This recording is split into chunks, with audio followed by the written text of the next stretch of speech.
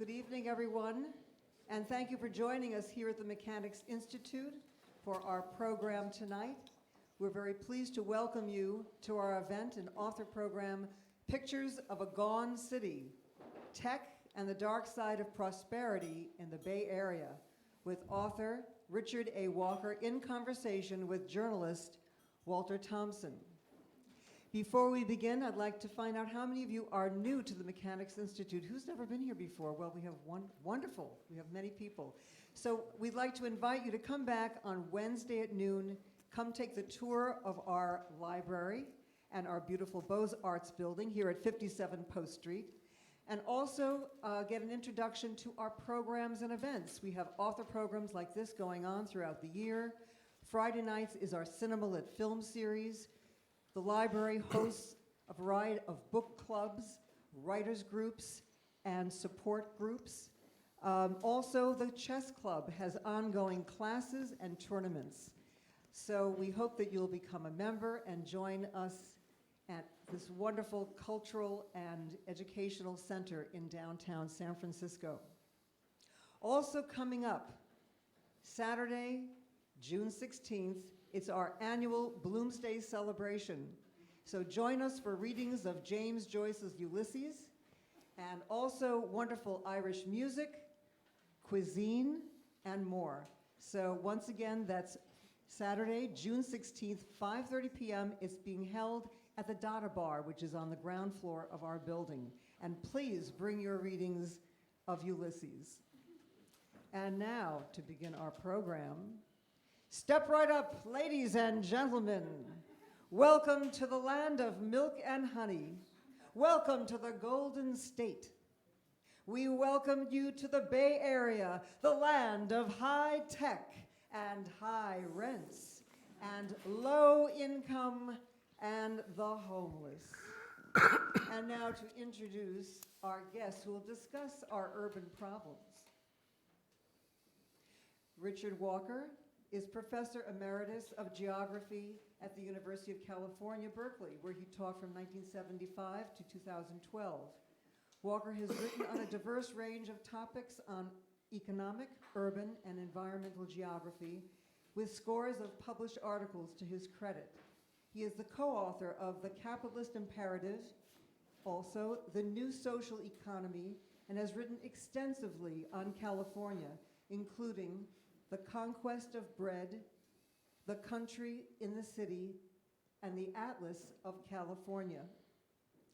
Walker is currently director of the Living New Deal Project, whose purpose is to inventory all New Deal public work sites in the United States and recover the lost memory of government investment for the good of all. Walter now splits his time between Berkeley and Burgundy, France. How nice. And interviewing is Walter Thompson. He's a journalist who's worked in tech startups for over 2 decades. He is the community editor for Hoodline, a hyperlocal news service, and his work has appeared in San Francisco Magazine, and he's now working on Golden City, a documentary about how technology has transformed housing and transportation in San Francisco. Please welcome Richard Walker and Walter Thompson for our program.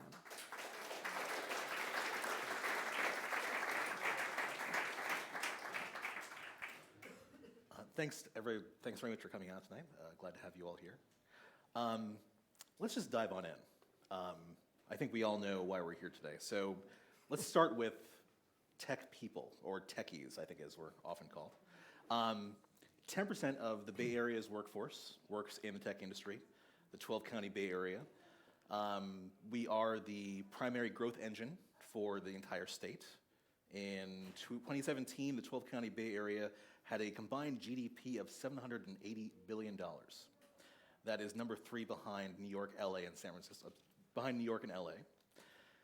And between 2010 and 2015, the total output of the 12-county region increased from $550 billion to $750 billion, a 1/3 increase, adding more than 500,000 jobs in that same time period.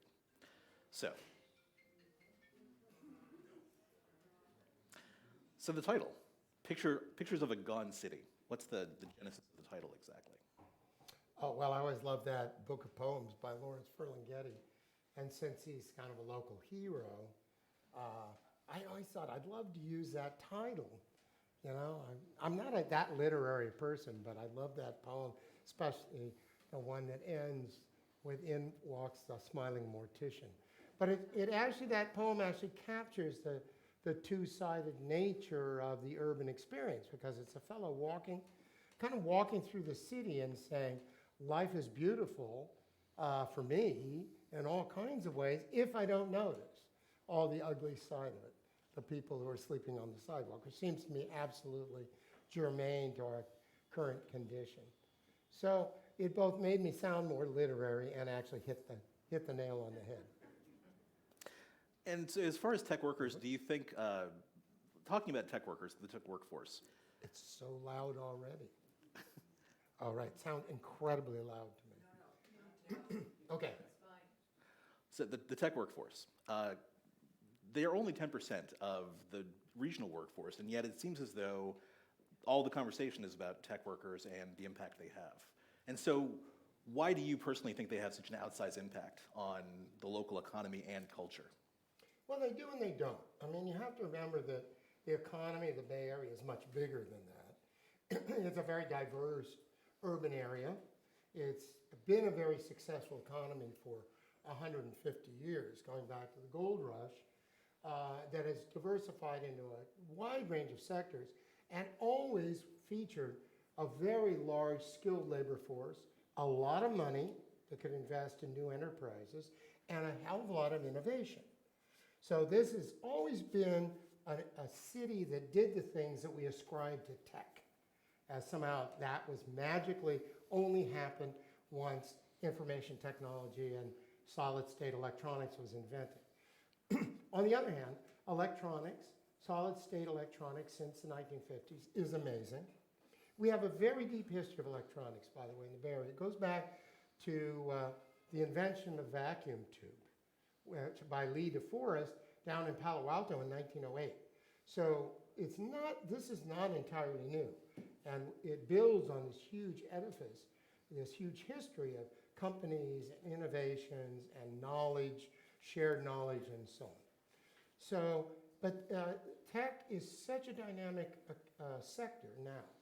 You know, it's called what the economists like to call the economic geographers. Don't want to give the economists too much credit. Economic geographers call it a leading sector. You know, it has sells to the world, transformed the world, and I think that's why we talk about it so much. This is the world's greatest center of IT, and it has produced most of the innovations that have created that tech world, that digital world, cyber world, whatever you want to call it, that, you know, so many of us live in so much of the time with our magical phones and the magical internet and our Google searches and all that. Most of that came out of here. Not all of it, but then if you added Seattle, you'd have 90% of it. And there's just nothing else like the Bay Area. And it isn't just Silicon Valley, because Silicon Valley has taken over the entire West Bay. It has reinvaded, reconquered San Francisco, where there have actually been more innovations, more new startups in San Francisco over the last 20 years than in Silicon Valley. Silicon Valley is actually bigger, but it just goes out all over the Bay Area. So anyway, tech dominates because of its worldwide importance and its incredible dynamism. And in fact, you know, 10% of the local economy, that's a huge chunk of what goes on here. But is this story playing out elsewhere as far as, I mean, we're not really an industry town like, let's say, Los Angeles is. So is this story where other cities have large tech presences, you know, as well? Austin, the Route 128 corridor outside Boston, Framingham. There are places that have, you know, the Research Triangle, North Carolina. There are plenty of tech centers in the country. Yeah. What makes the Bay Area such a unique engine that's so dynamic? Well, it just, the mass of stuff is so much greater. You know, it just has the highest coefficient of concentration of tech workers, tech companies. and in critical tech innovations. The number of patents coming out of here is astonishing. So yes, there are other centers. I mean, IT is the world's most important industry now. And so yes, there are lots of other centers, but as many researchers have discovered, there's just nothing compares to this place. New York has lots of tech related to the financial industry and publishing. LA has, has a chunk, but it isn't a leading sector in LA. LA is very focused on Hollywood and on logistics and a lot of other stuff that just doesn't have the same dynamism. There's a wonderful book by Michael Storper and the colleagues at UCLA about how the Bay Area has outperformed LA over the last 40, 50 years because of its devotion to IT and how much more dynamic that is. So it's an incredible sector because electronics is so dynamic. It is the leading sector of our time because you can do so much with it. So it plays the role that automobiles played or railroads played or the machining industry played in the 19th century or textiles before that. It is the industry of our time, and we have the greatest concentration. So, we're very, very fortunate. That's not to be sniffed at. And part of the reason for writing this book was to impress upon people who live here, as well as people who live elsewhere, how important this place is. And I think most of us here don't appreciate that. We say, oh, well, it's a lot of that stuff, and we complain about them. But I don't think we realize how central this is and how dynamic it is and how successful it is on a world scale. So one difference that, maybe it's superficial, you'll tell me, but one certain difference might be venture capital. Is as much venture capital flowing into, sloshing around the streets of Austin, Texas, or Raleigh-Durham compared to San Francisco? No, there's no place on earth that has so much venture capital or angel investors or all that sort of thing. We invented venture capital. The money comes here because it knows it's where it's going to find the most of these young minds, these new ideas and so on. Now, we also, it's not just venture capital, which actually is a relatively small compared to the total capital invested in the tech companies. Compared to the valuation of Apple, stock valuation of Apple, the world's most valuable company, venture capital is like, 5% of that or something like that. I haven't thought about what percent, but it's tiny. And, but we also gain immense amount of money flowing in from other places. And one of the points I make in the book is that while we have a lot to be proud of in terms of our skilled labor force and our venture capital and our kind of openness to innovation and new things and so on that have made the tech industry so successful here, we also suck resources out of our other places. We suck the best minds of the world in electronics and computer engineering come here. And that's a fantastic gain for which we pay nothing. Somebody else raises them and educates them, and we get to then use them and exploit them and take advantage. So if you're even if you're at Harvard like Mark Zuckerberg, or you're at the University of Illinois like Mark Andreessen was when he invented basically Netscape, you end up moving here because this is the place to be. So great minds and masses of capital. And this is really hard to track because the data isn't kept, unfortunately, by our government census people in the state. But immense amounts of capital flow into this area, which makes us even richer. Beyond what we do, what we create, the valuation of Apple and Google and all these companies is massively exaggerated by investors elsewhere who look around the world economy and say, meh. And they say, where am I going to invest? Let's go for electronics. Let's go for IT. That's the hot spot. And in fact, in the book, you actually draw a parallel between the big four railroad barons, like Stanford and those guys, because, well, I don't want to mischaracterize it, but what was the comparison you made as far as people, their fortunes were based on speculation in some sense? Yeah. Well, that's partly because I just read, you know how we writers are. It's the last book you read is the greatest book. I just read Richard White's Railroad, and Richard White's a great historian down at Stanford. And, he really takes stuffing out of the ideology, the old mythology of the great railroad barons crossing the country and changing the world and so on. Mostly what they were doing was stealing us all blind through watered stock, getting government subsidies, and tromping all over their Chinese workers and so on. So it's a fairly sordid story, in fact, and you can go read Richard's book if you want. But I think, in the moment, everybody's fascinated and amazed by the latest technology that's transforming the world, which is what railroads were in the 19th century. And then we end up adoring, the railroad barons and saying, oh yeah, they must be brilliant. And are they as brilliant as we think they are? Because they sit, if you're in the leading sector of the world, okay, so Mark, what did Mark Zuckerberg do? He came up with this little idea about Facebook. I mean, is it that fantastic? Come on. Is he that brilliant, or is he that weird, or what is he, Some of them are very brilliant. Some of them are very weird, like Elon Musk. But the point is that they come here and they build on this massive edifice of this industry. And then the fact that everybody buys in. It's the hot thing. Everybody wanted to be on Facebook. 2 billion people, is it now, on Facebook? And suddenly you're a genius. And a lot of that genius is just being able to ride this Mavericks wave of success of the industry and just pocket the money. But why does tech get that halo effect? Is my question though. I mean, I know like when Google, they just dropped this. I think it was last year. Their slogan was "Don't be evil," and they changed that after 15, 20 years or so.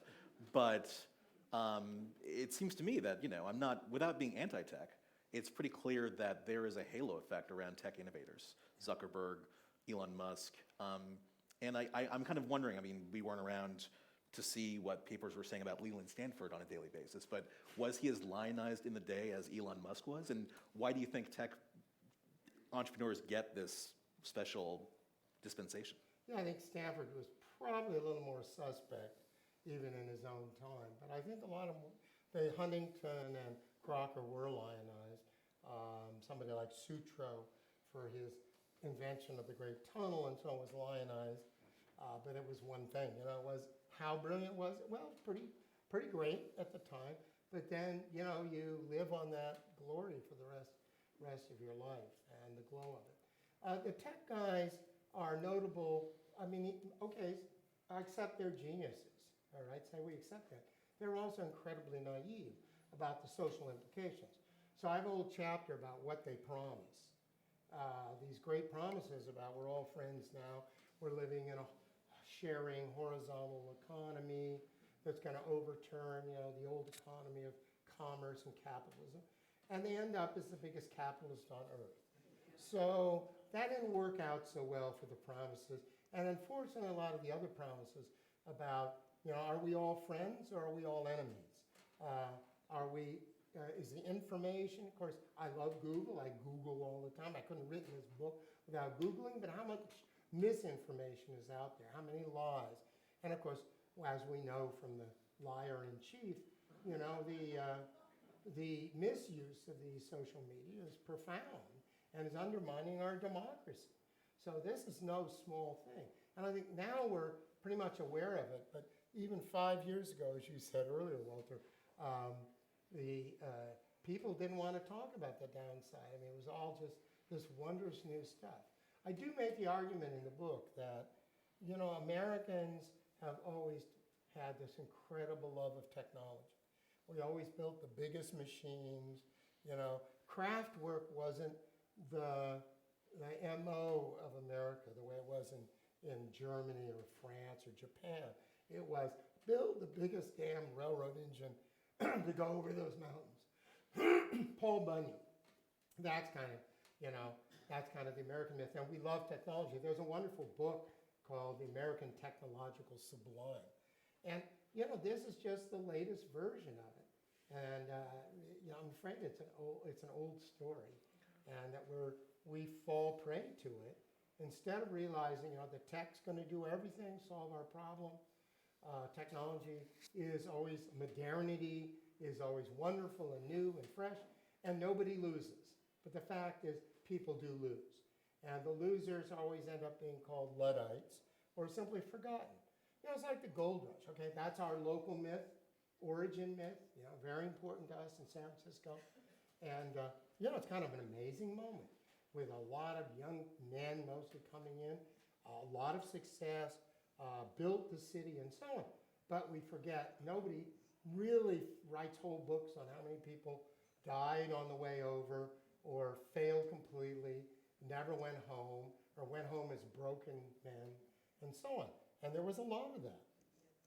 Oh, I'm coming apart at the seams here. Too much gesticulating. But looking at, again, like the whole why tech gets, it's almost as if tech gets a break. People don't have the expectation of, I'll back up. So the whole don't be evil thing, there's that part of the tech ethos. But then there's also, people assume that tech companies are here, I think they assume that they're here to do good.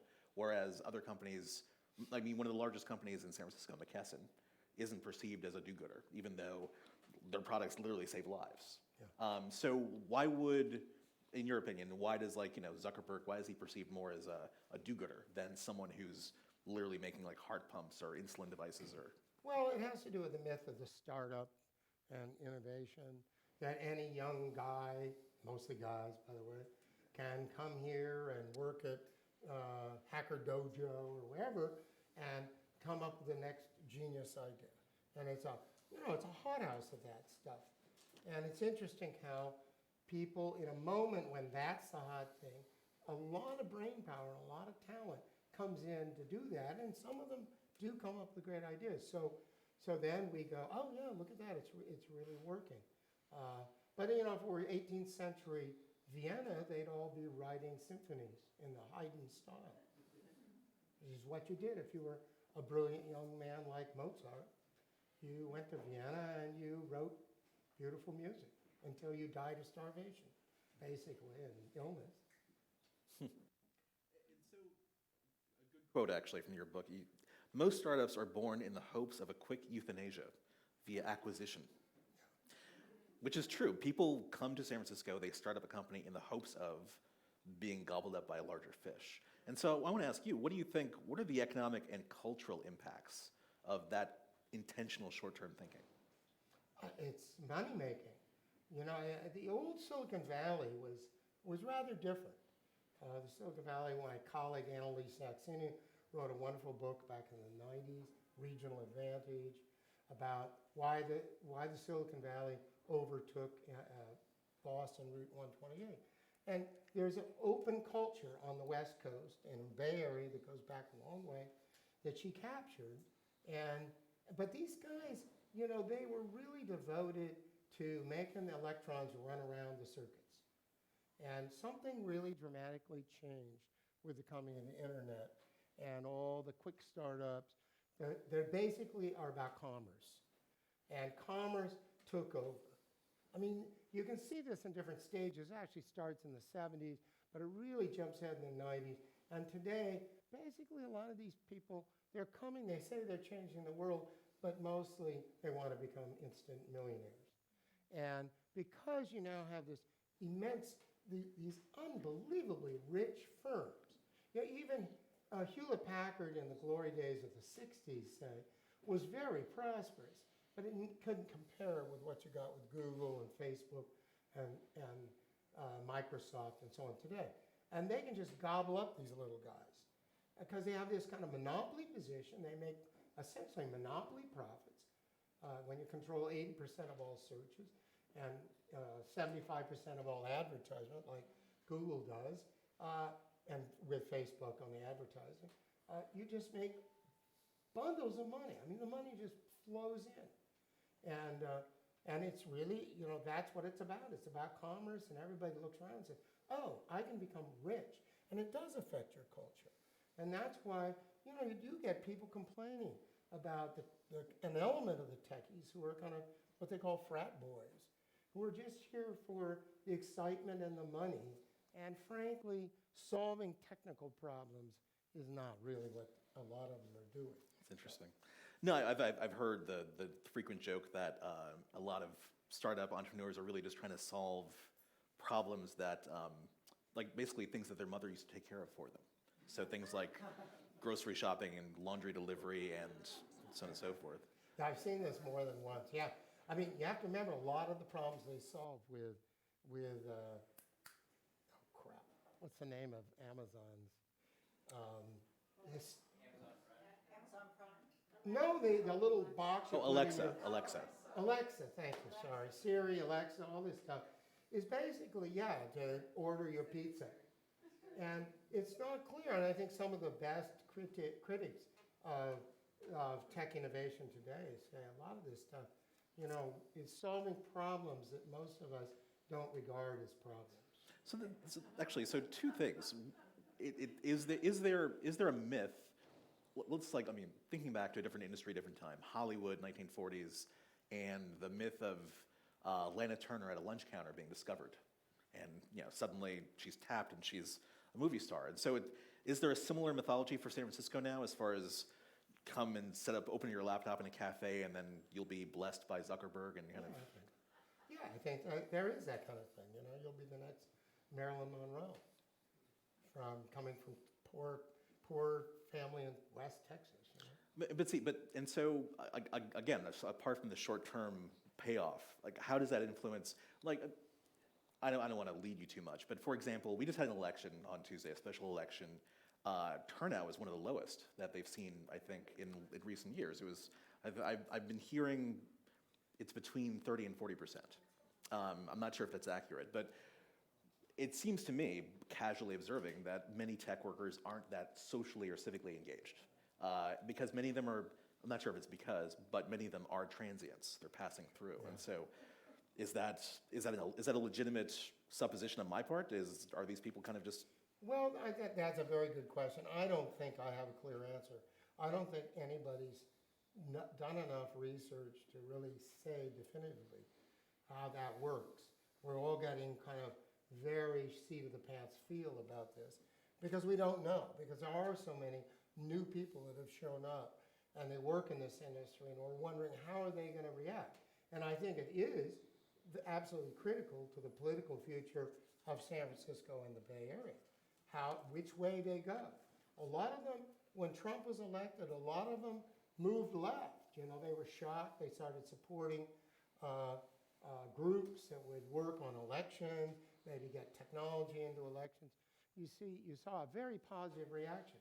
On the other hand, a lot of them are young, they're naive, because they're young, they probably have more progressive social views than a lot of elders, even in the Bay Area, but at the same time, most of them are kind of economic libertarians and don't really have good political education. After all, they went to American high schools, so what would they know about civics? And they think the market is great. That's what they've heard all their young lives. And a lot of them are pretty naive. So I do, in my last chapter, talk a lot about, or try to puzzle this out. And, you know, I wrote this book. I wrote it pretty fast. I don't know what the answer is. I think we get more signs, and low turnout is not a good one. And when I talk about why California is a blue state, I don't think it's a blue state because of the tech people. They seem sort of progressive and young, and we think, oh, wow, that's why California is blue. But it isn't. It actually is because we have a very large working class made of immigrants and their children, and they're quite progressive.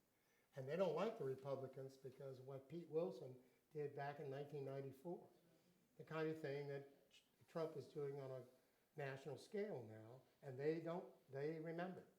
And they're voting Democrat, and that's why we're such a blue state.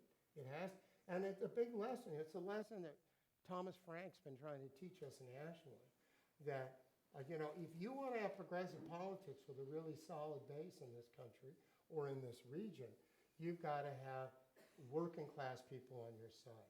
And I mean the bottom 50% or even 75%. It isn't about us professional elites. You know, I'm so smart and I'm sophisticated and I'm progressive. therefore, it's those suburban professionals that are going to vote for Hillary. Didn't work out so well, did it? Because most of those upper class people in the end vote Republican and think Republican. And they're not the ones you're going to look for to change this country and salvage it from what's going on here. That should have been the end of the discussion, but I'm sorry. I threw it in there, I just had to. We still have 15 Because minutes. I didn't want to talk just about the tech industry, I'm sorry. I thought we should get to the social order. Yeah, a little bit. well, I definitely do want to get there. And kind of leading into that, staying on tech a little bit long, for a few more minutes though. Leading into that, you kind of described, you lay out 5 aspects of tech world DNA that I thought were interesting, as somebody who's worked in tech for most of my career. But the 5 aspects you identify are social openness, labor power, countercultural rebellion, racial diversity, and libertarian capitalism. And so the first one and the last one, social openness and libertarian capitalism, aren't those 2 things at odds? No, not necessarily at all. I mean, I actually do a bit of a history in that chapter about the social order and political order of the Bay Area, which is characterized by these same elements that go back to the gold rush. And despite a lot of backsliding and some horrible racism and so on, it is true that we have a relatively open social order and have had all along with a very open kind of opportunity structure. And that counts. We've also had a lot of political opposition that has kept that world open, labor especially, but other kinds. And then we've had a bohemian world because we're a port city and a big city, and that kind of bohemian element that always protected, if you read gay histories and so on, the sailors and the waterfront protected a kind of gay underworld and a bohemian underworld coming from the upper classes who would go and, troll around the Barbary Coast and so on. So we have a deep history of that. And what I ask in this is, to what extent is the tech industry influenced by that? Because there had been this book by Annalise Saxenian, another great book called From Cyberculture to Counterculture by Fred Turner down at Stanford, talking about this kind of openness that was at the origin of the electronics industry, post-war electronics industry, and the expansion of the internet world in the 90s. And that stuff's true. And I'm trying to argue it goes back much farther. It does influence the tech industry. It has thrived in that atmosphere. And a lot of the people ascribe to some of those values. And a lot of the young people, I think you'd find. No, I definitely agree. I mean, want urbanity. Burning Man, for example, would be a really great. Oh my God, I love Burning Man. But let's talk about Burning Man actually, because that actually does tie into culture and economics a bit. Burning Man's very popular with tech workers. In the last week of August, the town gets really quiet. You can find a place to park wherever you want. There's no line for brunch. It's fantastic. Many of those people spend thousands of dollars on their camp, which is a temporary residence they create. It usually has a theme and stuff. And this is a big, a big trip. It's a highlight of the year for a lot of people.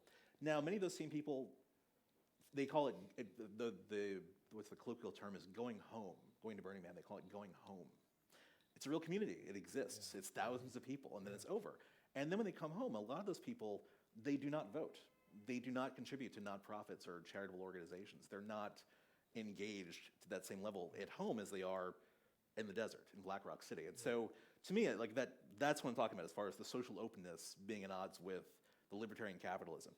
I think that's totally consistent with libertarian capitalism, because you come home and you do your commercial capitalist thing of making money, coming up with the innovation and a startup to make a lot of money and just be a part of the world of the market.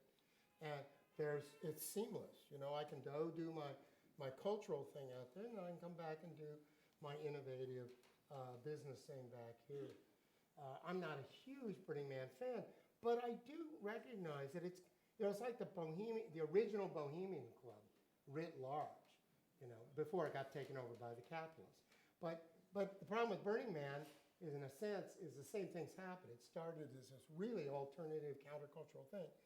And but these people come back and work for the capitalists at Google, and they have their wonderful slogan. The Google people love Burning Man, including Brin and Page, you know, who founded Google, just love it.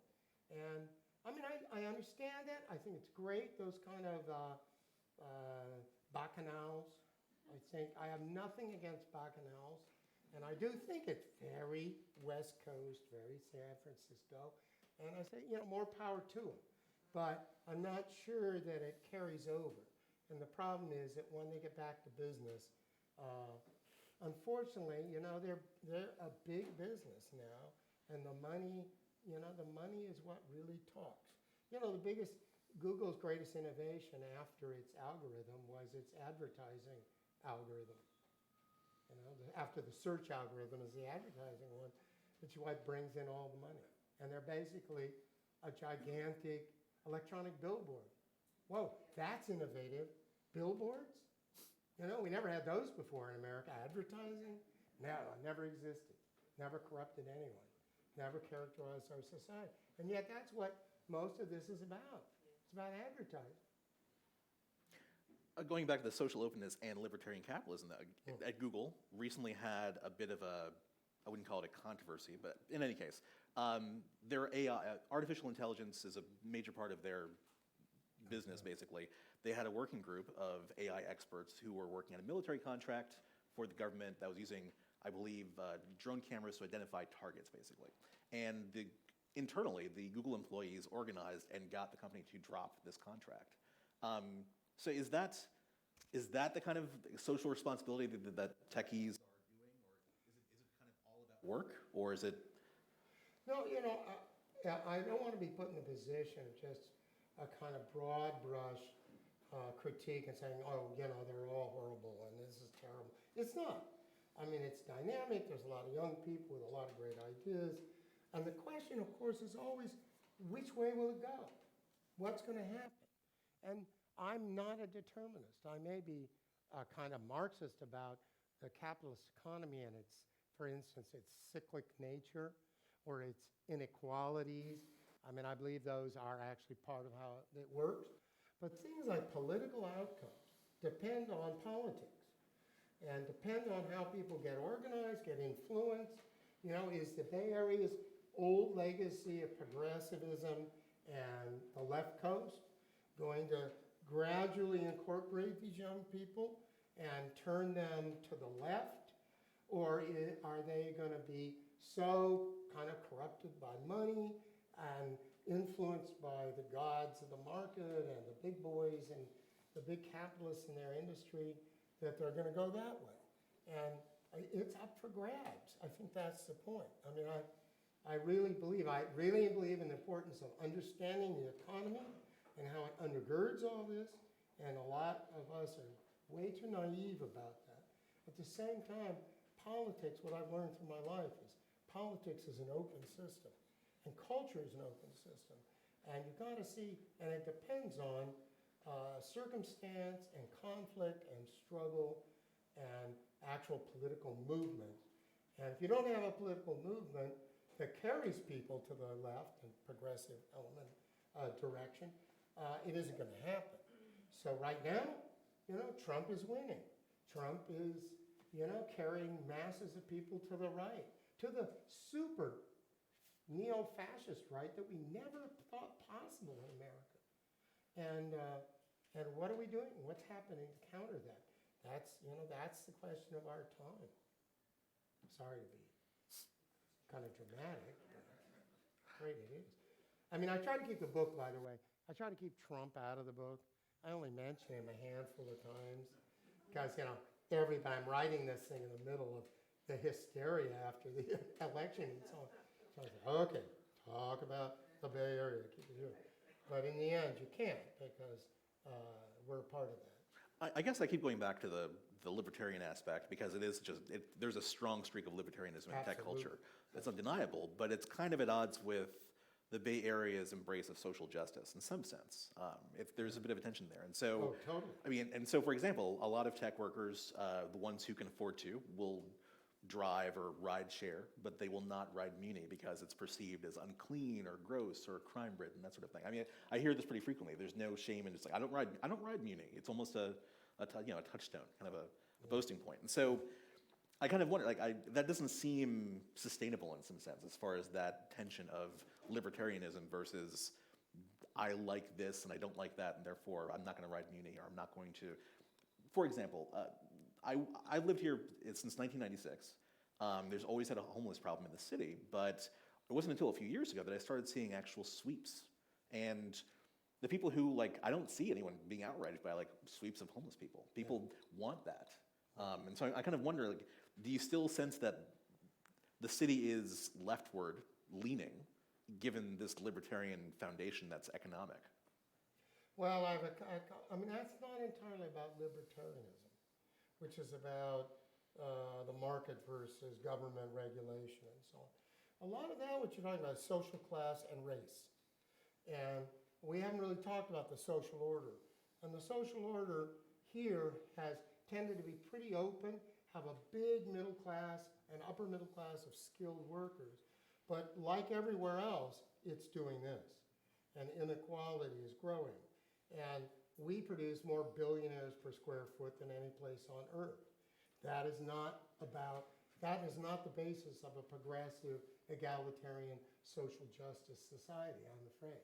Meanwhile, tech companies subcontract all this stuff so that, when we say 10% of the economy is in tech, a lot of it's not even counted because they're subcontracting all their food service and their ride service, the buses, the transport of their goods, and so on.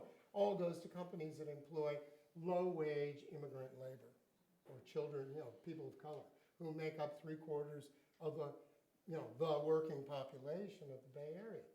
So the social reality that you've got a quarter of the working people are making minimum wage in the Bay Area, that a third are not even making living wage in the Bay Area, that the working middle class, that kind of right around the 50% to 70% percentile mark, those people are shrinking even in the Bay Area, despite the fact we have the highest average income in the world.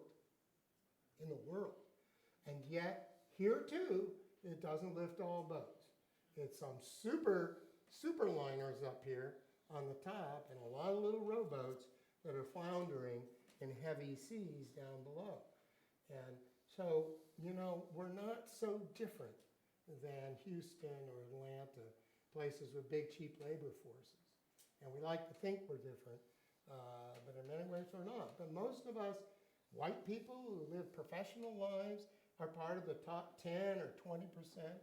And we can be pretty naive about how the other people live, even right under our noses, let alone if you go out in the Central Valley, where a lot of them are commuting 2 hours each way to survive because they can't afford housing here. And so we're almost out of time for our chat, but I do want to get into housing and the boom and bust aspect of kind of tech culture, because it does definitely seem as though boom and bust cycles are baked into the recipe. People seem to they don't seem to mind or even have a worry that the bubble's going to burst. They know it will, and they kind of just act accordingly. And so, how does that impact the people you're talking about? Those people who are not the beneficiaries of tech, but who are kind of dependent on it. Who's going to weather like the next bubble burst the best? Is it going to be these tech folks, or is it going to be these hourly workers? Who's best prepared? People with money are better prepared always, and that you've hit on a really important point, which is this kind of oscillating economy. It's extremely prone to boom and bust. Capitalism in general does that. The market does that for reasons I won't bore you with, but it's been going on for the last 200-300 years, going back to the Dutch tulip bubble. But it's been really exaggerated in the Bay Area. And I've written a number of articles on this in the past because, you get a big wave of tech innovation, you get a huge influx of money, the economy booms, and then that period hits its peak. You get a lot of bad investments, and then it bursts. I did an article back at the end of the dot-com bubble showing that, and just simple data, that the stock market value, when it collapsed in the greatest stock market bubble in history at that time, $17 trillion of value was lost in the collapse of 2000. Of that, $7 trillion was invested in 100 Bay Area companies. So that's almost 40% of all the bubble money was here. Just like, if you didn't know, in 2000, the housing bubble of the 2000s, who was the biggest offender? Who had the most wild banks, the biggest mortgages, the biggest bad mortgages, the worst subprimes? California.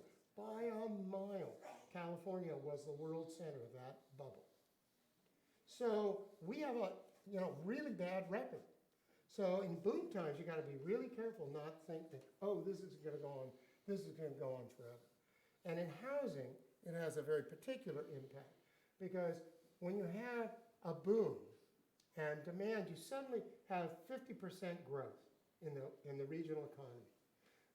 Affluence, incredible growth of affluence. Inequality growing even faster, which is, incomes just going up and up and up with people with so much disposable money. And then on top of it, the nature of the industry is it wants to concentrate. They want to be close to each other. The workers want to be close to work because they're working long hours. They want to be in on the action, just like the companies do. So there's this fantastic force for agglomeration, concentration. So the result is this massive colonization of San Francisco, Silicon Valley, Central East Bay by the top 20% and the companies that can afford immense rents, that drive up the rents. And the other 75% of the people can't afford it. So they get pushed out, and we have literally hundreds of thousands of people have been displaced to the far edges. First they go maybe to Oakland, or they go up to Santa Rosa. Then they end up in Lake County. They end up in the Central Valley. They end up in Hollister and Watsonville and so on. This is a huge area with this huge penumbra of people who've been displaced by this immense housing bubble. And I just have to tell you, my one pet point in this book is that the standard line of the YIMBY movement, our state legislature, the McKinsey report, all proper economic opinion is, oh, it's a market. It's just an ordinary market. And if you restrict supply, it's your fault for driving up the prices. The prices are driven up entirely on the demand side. And it has very little to do with the supply side. In fact, we're building a lot of housing. If you notice the cranes, there's a lot of stuff. Of course, it's only for the top 20% because that's who developers want to build for. They're not stupid. They know where the money is. And we have no money for poor people's housing, as you know, or just a pittance, because we've gotten rid of all our public housing, unlike other civilized countries, rich civilized countries. So guess what? We end up with thousands of people on the street.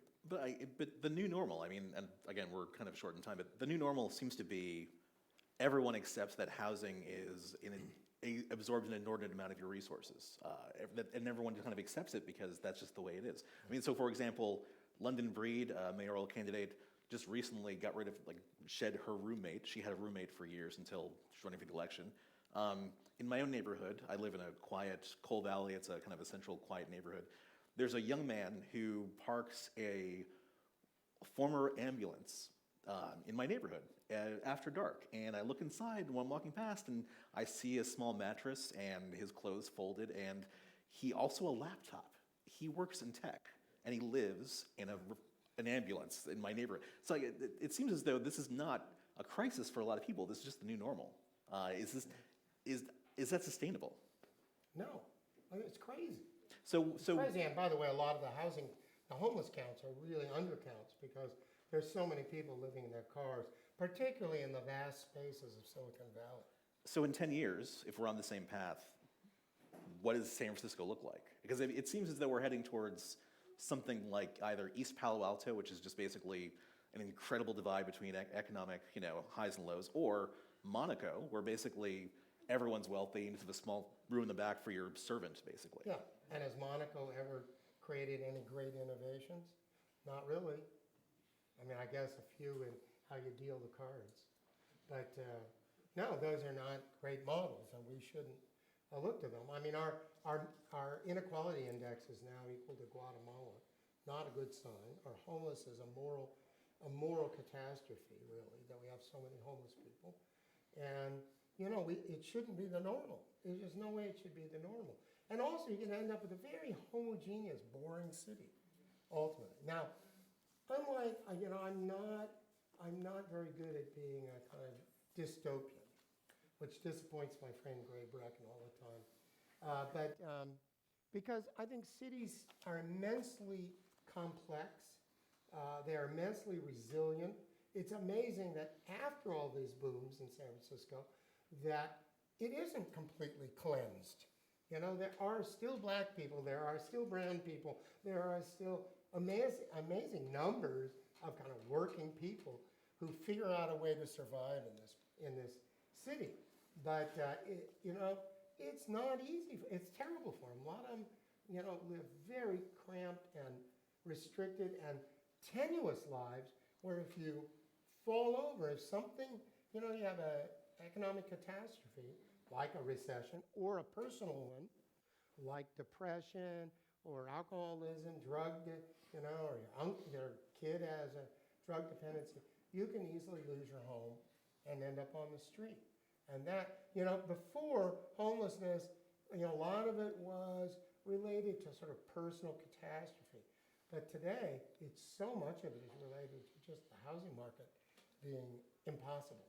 And I just don't think we should live with that. I think don't actually, think we should accept it. I think the latest stats show that something on the order of almost 70% of people who are homeless in San Francisco are from San Francisco. Are from San Francisco, that's right. Yeah. Yeah, this idea they come in for the benefits is just right-wing bull.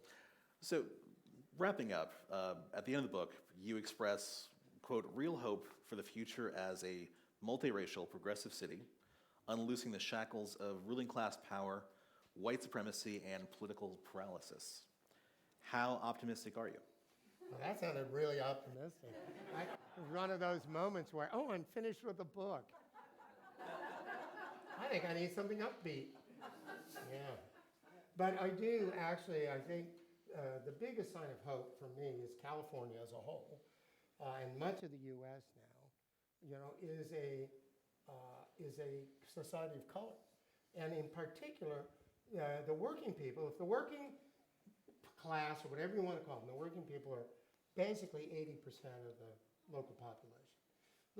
You know, the next 20% of those are really skilled, getting good incomes, and a lot of them, by the way, are people of color. And Bay Area has a lot to be proud of, because if you're a person of color or a woman doing the same work as anywhere else in the country, you're paid better here, which is pretty remarkable. Okay, so there's a lot of success stories there, a lot of very educated public, including many, many people of color. So I don't want to, you know, make it sound desolate. But you start going down from there, and the next, you know, the lower 60% is almost entirely immigrants and their children, with a few leftover African Americans. And of course, a lot of those are new immigrants too, you know, a lot of African immigrants into the Bay Area. And so you have this interesting conjunction of class and race, which, as we know in American history, with its history of the creation of whiteness and the white working class versus black people mostly, because in the East Coast, that's the story. Out here, it was the Chinese in the 19th century who were the great enemy, and in the 20th century, more Mexicans and Filipinos and so on. So what's happening is this kind of conjunction. And whereas if you look at the 1%, it's real clear who they are. They are white men with a few women thrown in and just a handful of Asians. And it seems to me if class and race, instead of dividing us, actually bring us together, that can be very powerful for our future. But of course, it's a political question. Are the unions going to bring these people together? Well, we have pretty strong and progressive unions. So, and they're doing a lot of organizing of things like food service workers in that group. Shuttle buses. They're all organized now by the Teamsters. Silicon Valley Rising is a great offshoot of working what's it called? Working Something USA, sorry. Working Families USA down in Silicon Valley. You know, so there's a lot of good work being done. And a lot of these movements, like Black Lives Matter, the decriminalization movement, immigrant rights movement, has brought a lot of people together. You know, a lot of white people, people of various colors are angry about the treatment of immigrants. They think it's terrible. It's disgrace. It brings us together in a way, unfortunately, a way that homelessness doesn't, I think. It's very powerful, and also Black Lives Matter, police violence, that brings a lot of people together. But it's a political question in the end. Where are we going? What kind of mobilization are we going to build? And I'm somebody who really believes in letting 1,000 flowers bloom, but they have to connect. Those flowers, the little mycorrhizae, do have to connect to keep in a good soil. They will, and we have to keep that soil nurtured. Excellent. Thank you so much for this discussion. Really enjoyed this.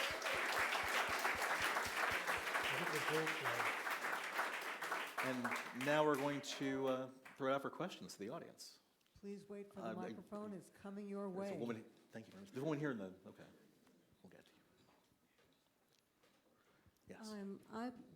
I'm puzzled as to why this tech generation that has taken over my neighborhood and my apartment building has no manners and no ability to clean up after themselves. Is this part of their training? Can we, Go ahead. as somebody who worked in tech for 2 decades, there's a certain amount of someone will take care of that in tech culture. Because when you're working in tech, all you do is the job you were hired to do. You don't do anything else. So if there's a mess in the kitchen, you don't stop to get a paper towel. If someone else's dog throws up in the office, they clean it up. It's very much, you do your own thing, and it's very much a silo. So I think that effect I've noticed carries over. My neighbors don't say hello either. They work in tech. They don't. I'll carry their packages upstairs. They don't thank me. I met one of them for the first time, and they were asking if I'd seen one of their missing UPS packages. So I think there's a certain, it's cultural, I think, but that's just my take.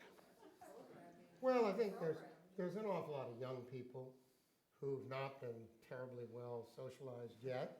Their mothers did everything, and they're not. A lot of guys. It's a very guy-centric culture, as we know.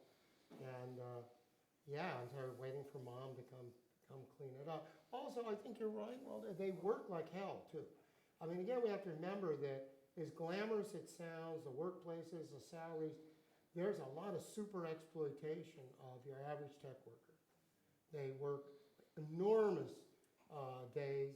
They're trapped. You know, they have these wonderful workplaces with free beer and pinball machines and childcare, mostly to keep them there. So, you know, the domestic world is really secondary for that reason. They go home to sleep. Yeah. Question back here. Professor Walker, if I can ask 2 questions very quickly. So I think one of the interesting things about tech on this coast is specifically that it's been government invested in.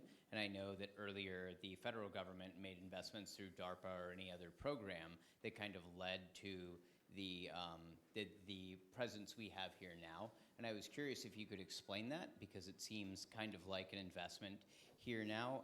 And my second question is, moving forward, what seems to be interesting about tech, as you were saying, like they seem to be the smart people in the room that are making this new accomplishment, right? And that seems in some ways to fill into a frontier thesis of America, where we're always moving westward. We're always discovering the next new thing. And I was curious if you could tie those in together about why it's unique that California did this in a way.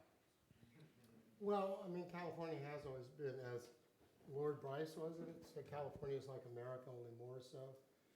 And so we share in that American faith and frontier, newness. If you keep moving, modernity, it's newness in terms spatial and social, technological, it all kind of blends together. And we kind of fetishize that, you know, we adore that. it's very American, it's very California. It's actually deeper. It goes back, you find it in Europe too, and in Japan because of its modern capitalist ethic and the way the system works, and that's how ideology works. Unfortunately, it reflects how the system works to a large degree. So I think there's that. And then, let's see, U.S., what was the second part? DARPA, Oh, the military, of course, sorry. Yeah, the military really did underwrite the origins of Silicon Valley because they were paying for things like airplane guidance and missile guidance systems. The internet, ARPA, was invented, ARPANET, yeah, was invented actually as a means of dispersed communication if there were a nuclear holocaust. I mean, great, thank you very much. So now we have a social media holocaust, I guess, of sorts. But, when you have a major infrastructural investment in something that's totally untried, and at that time, computers were huge and expensive. And then you do something totally untried, like a network of computers across the country. Infrastructure is almost always a government activity. And there's a lot of baloney spouted by neoliberals about, oh, the market can do it. The market can't do it very well and almost never does because it's shared. It's about large shared investments with no particular payoff for any particular group. But once you'd created it, then, of course, you can spin off all kinds of stuff that can be packaged and contained and privatized in one company and one group of people and one profit center. Now, military is still out there, by the way, in security system. Palantir, one of the biggest of the unicorns, owned by that wonderful guy, Peter Thiel, is a big security contractor. I mean, I was very happy that Google, because of a revolt of its workers, turned down this military contract. But it was nip and tuck. Question And back here. I'm sorry, we do have a couple of people in the... Oh, they're going to come up front? Okay, we'll do one more in back. Okay, I'm very concerned about what I would consider the effects of both money and the technology on public discourse, and particularly with the decline of traditional newspapers, magazines, and the like. So I think that the way that tech works, as well as the money that it has engendered, has really, well, you might say, threatened democracy. Do you have any comment about that? Yeah, there's a wonderful book by Phil Etherington, who's at USC, about San Francisco in the 19th century, and the importance of what he calls a public sphere, where you have an area of public argument, discourse, conflict, that is the essence of governance, self-governance, and democracy.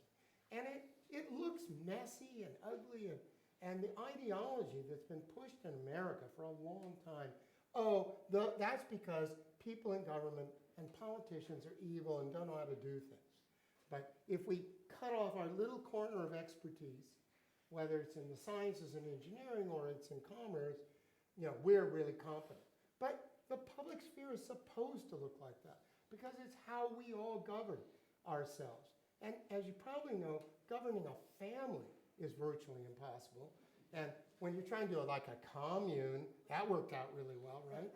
But so now we got a whole country, and this is mega country of ours, or just even the city of San Francisco, trying to govern that is really hard and really messy, and we need a public sphere. And it's not clear to me that the tech world, the tech interaction, tech communication well, it's pretty clear to me that it's made it worse. Despite increased communication, sort of one-on-one, and commentary, it isn't clear that that's improved a public sphere of responsible, intelligent, reasoned, and democratic debate.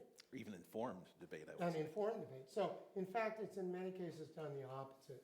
And you don't need me to tell you because you already know this. It's degraded our public sphere in a lot of ways that are very, very dangerous. Again, I come back to the tweeter-in-chief. If you just lie and millions of followers, you just make up lies every day. You know, I mean, Joseph Goebbels never had such a great means of getting his lies out. And the big lie was essential to fascism. And we should not think, oh, you know, he's just an idiot. No, it's systematic. And it's done for a reason, which is to confuse and cloud us and kind of negate us and keep us busy trying to answer his nonsense and keep his rabid followers happy and totally misinformed. And controlled. Before we get to your question, I want to follow up on that. What do you make of the fact that Twitter has one set of rules for him and then one set of rules for the rest of everyone else as far as how they moderate their policies? What do you think about that? I think it's called inequality. And I think he should be held to the same rules as any Joe Schmo. And he's not. And, you know, they could filter his lies. Why not?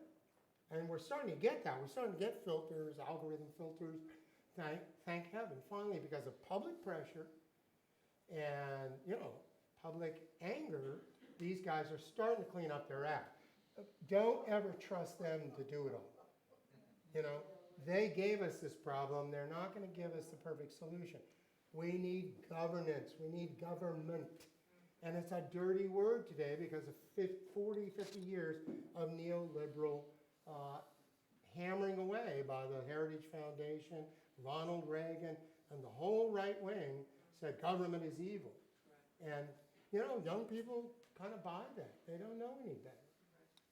During the last Gilded Age in the late 1800s, there were a number of utopian communities, there were utopian ideas. There was even a party that, I forget the name of it, that gained some strength. And then there were unions to change things. Do you see anything like that? We have the 1 week of Burning Man, but do you see any kind of thinking like that going on? Well, that's a good point. I do think, you know, it's funny, I'm a kind of very buttoned-down rationalist, but I think we need utopias. You always need utopian thinking, utopian hopes. And we need them on the progressive side, on the left.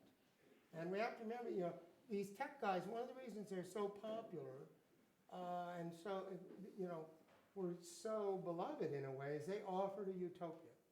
They offered what seemed to be a world of sharing and equality and openness. And we all loved, you know, we wanted that. You know, and there's nothing wrong with wanting that. It's just that they didn't deliver. They delivered something that's very different from what they promised. And that happens with utopias. But what we also have to worry about is the utopias of the right. You know, and they have their utopias. The Seasteading Institute, funded by Peter Thiel. I mean, how crazy is that? Build islands off the sea. Elon Musk, why is it that all billionaires want to go to Mars?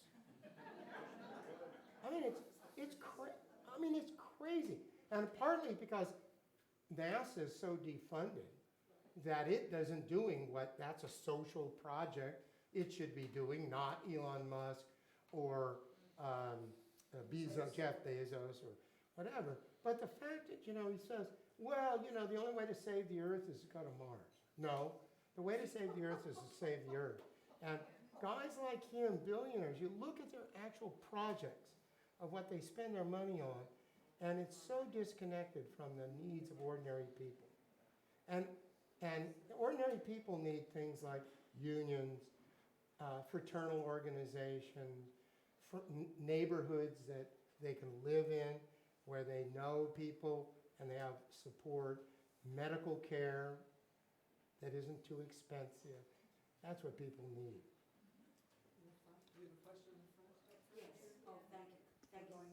Thank you, Laura. I have a question, a couple of points to make. First of all, the latest Quinnipiac poll yesterday, we're speaking now June 7th, yesterday, June 6th, 46% of the Bay Area residents are expected to leave in the next year because of housing, traffic, and homelessness. That's one point. Second point is San Francisco has rank voting. London Breed is our interim mayor, or was our interim mayor. Mark Farrell is our current interim mayor. And London Breed went to bed and the next morning found out that Mark Leno and Jane Kim had teamed up so that Kim's votes went to Mark, Okay. and he is now leading in the polls as of today. Ask your question, please. And the question is this. What do you think of San Francisco's, even Gavin Newsom said he doesn't understand it, really, and what do you think of San Francisco's rank voting? And third point, I wanted to make a third point, but I'll... Before the ranks, Have an answer for that? she said something about else. Otherwise, we I can't move on. remember. Main question was about ranked choice voting, or? No, you had another, what was your first point? I'm sorry. Okay. First point was People moving this. out, okay. The Right, poll right. yesterday Yeah, said polls- that 46% of the Bay Yeah. Area expected to Okay, leave I because of don't 3 think points. that's gonna happen, but people are moving out. They're moving out in droves because it's too expensive. And that has some impact on things like small businesses that can't find low-wage labor to run a restaurant and so on. They're actually closed up because of that. So you are making a much more monotone city. So on the one hand, it seems rich and urbane and wonderful and delightful, but only if you got a lot of money. And I don't think that's really where we want to live. Ranked choice voting, I'm not going to argue that with you. I think it's perfectly reasonable. I also think the reason that if Leno's going to win, which I'm not, is that true? I don't know what the latest is. At this point, he's up by a couple of hundred votes. He was ahead for a while. But I think his relative success has to do with the protest against the way things are. I think a lot of people are unhappy with the situation, and I think he's the one who gains from that more than London Breed. Okay, now we're going to move on over here. Question? And one more over here, and then we have to wrap up. Being the Bay Area and the culture of LSD in the 60s and early 70s, and I'm not referring to the opioid crisis, I figure that is different, but more and more there are cracks, and you see the articles in the news on the influence of psilocybins and mushrooms and ayahuasca and LSD and the return of scientific studies, psychological studies in that. And I would suspect that Burning Man enters into that in a great world. And I think, if I'm not mistaken, a huge portion of this tech world is highly influenced by this kind of designer drug culture. And again, I'm not talking about opioids and street marijuana and things like that. I'm talking about the things that may have led Steve Jobs to get ideas for Apple and things when he was doing his LSD in the 70s. I'm talking about today the impact from what you two know of the culture in tech. What is the impact of that kind of designer drug culture? Walter, you're probably more in a position to answer that. That sounds a little judgy, but I'll answer anyway. So, in my experience, I definitely, that culture, it's basically kind of shorthanded as Burning Man culture, because Burning Man is very much it's not officially sanctioned, but people do experiment with psychedelics, and I guess they're called entheogens, things like MDMA, that sort of thing. So I think they do play a role in influencing tech culture socially, but as far as business, I would say probably a lot less, because it's more of an individual thing. It's not organizational. And so it's not going to drive a business decision or cause a company to go in a certain direction. Although, if you're an entrepreneur and you have your own company, and you're things like microdosing or people talking about those things, you might have more of a chance to be influenced by that. But if you're working at Google or Apple, the odds are pretty low that you're going to be able to innovate because you're only one person in a giant organization. Question here. If the tech boom is part of the, like, just the pattern of capitalism and is inevitably going to bust eventually and decrease in economic importance, do you think that the Bay Area is so far characterized by the tech boom that it too would decrease in economic importance? Like, do you think that the damage to the culture and loss of, like, color from gentrification, do you think that that damage is irreparable once the tech boom busts? No, I don't think. I mean, cities, again, are incredibly dynamic, so I don't think it's irreparable by any means. When it busts, a lot of prices are going to go down, and faces are going to change of who's here. And that's, there are people, working people who are better at surviving in those situations. A lot of young white techies. The last time, like in dot-com bubble, when that bust, a lot of them fled back to their Ohio, where they came from, to mom and dad. So, now I don't think, if I gave the impression, this tech economy here has a long run ahead of it. I mean, partly because electronics and infotech is so versatile and so deeply embedded in everything we do that there are at least a couple more booms, innovation, a series of new innovation. We never know, because we don't know what the big innovation is down the road. Microsoft ruled the world, before that IBM, and they no longer rule the tech world the way Google does today. And something will undo Google eventually. We don't know what, because it's almost impossible to predict that. But I don't think it'll undo the Bay Area because it's so diversified in IT and in other things. So, I don't think we're going to go the way of Detroit, which was much more of a one-horse company town, which didn't have a lot of other things besides automobiles. So when automobiles left and went down, Detroit hollowed out in a way. I don't think it's going to happen to us. On the other hand, the traces of the past and past industrial landscapes across Europe and America, a lot of them are out in places that are growing weeds, and you'd be surprised. If you go to the birthplace of the Industrial Revolution in Shropshire and West Country of England, is just a beautiful scenic landscape with a few old, those, what did he call them, the hellish furnaces. Oh, right, yeah. Damn it. I know Shows you're talking how about. unliterary I am, right? Are out in the weeds, are out in the countryside now. Well, Maytag, Iowa is pretty pastoral these days. Well, there you go. That's a good example. We'll have Well, one. we had a lot of those smaller towns across America that were vital to our industrialization at a certain period that supported that kind of agro-industrialization that could support, 2 or 3 factories in a very modest town. And most of that's been erased. One last quick question.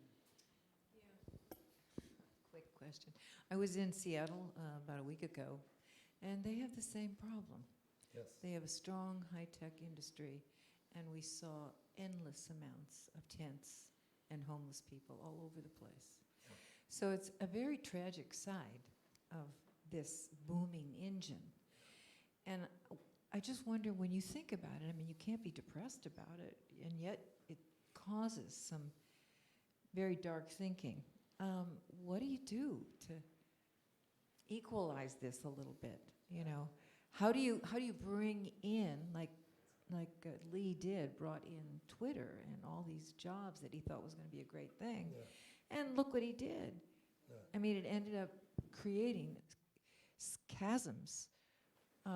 Well, the only way to have a city that is more livable and diverse and egalitarian is to equalize incomes and wealth. And the main tool for that is tax. Most of that's at a national level. Now in Seattle, there is this idea of a special tax for homeless housing on the companies, and my Amazon went berserk. Capitalists hate this, and for 40 years, we've had 4 major detaxations of the rich by the Republicans. And it's been a catastrophe. We go, oh, why is it so unequal? That's why it's so unequal, you know?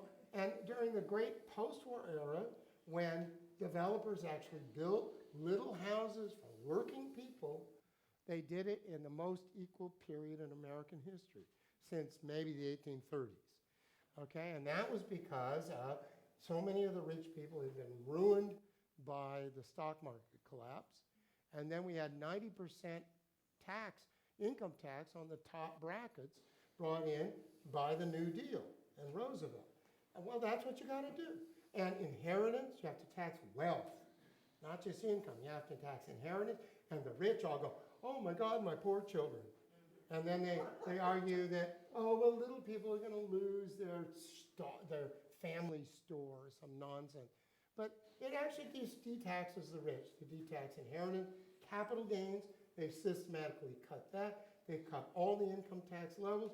And we in California have a lot of responsibility because we cut property taxes. And as you know, where did Henry George come from? San Francisco. And in the great silver boom, the great Gilded Age boom of San Francisco. And while I don't totally agree with his land tax, he was looking at a system where people were just gouging renters the way we're gouging now. If you're paying, people are paying on average 42, 44% of their income in rent in the Bay Area. That's insane. When I was a kid, you paid maybe 25%. And where is that? That difference is simply rent. And it's a rentier class of landlord investors who take that money and run. And if you want justice, you've got to tax commercial property. You've got to, and then on the other hand, you've got to give ordinary people. You have to have public housing money. Right. It never works. Every civilized rich country has massive public housing. It doesn't work at the bottom. So you've got to have some of that. You've got to have rent control that works, good rent control like Berkeley has. So you've got to overturn Costa-Hawkins and give poor people and ordinary people some defense against this crazy market. I mean, if you live in Atherton, you have all the defenses in the world against the land market. You control it completely to keep poor people and smoke and all other kinds of nasty nuisances out, right? And we have a whole bunch of those enclaves. But then when the Mission District says, you know, we want protection, then we go, oh, we are violating the land market. Oh, the laws of property, as if the people in Atherton and Palo Alto weren't violating the laws of the market. They do it every day, and they get away with it because they're the upper classes. And the people in the Mission, you could very easily do what you did to Tenderloin. Say, the Mission is a historically, culturally valuable area. We're going to draw a line around it and stop all new development without careful approval. And we're going to freeze the rent, or we're going to have rent control in this district. You could do that. It saved the Tenderloin. I mean, it's not the same as it was. It changed, you know, in many ways for the better. But a lot of good poor people's housing was built there by nonprofits. And there's no reason you can't do that selective. You know, at North Beach, you can't have McDonald's. You can't have a fast food franchise. So you can put in rules like that to protect parts of your city that you want to protect. And the idea that the market is God and we all have to bow to God is Edmund Burke, 1789. The laws of the market, the laws of market are the laws of God. I forget there's a middle term there. It was a nice syllogism. And that was my I'm afraid we have We'll ask it later. Okay. I have to thank Richard Walker and Walter Thompson for a provocative conversation. Be in touch. Now, I want you all to buy a book, restore our pictures of a city that we love, and also take it to your polling place in November. See you then.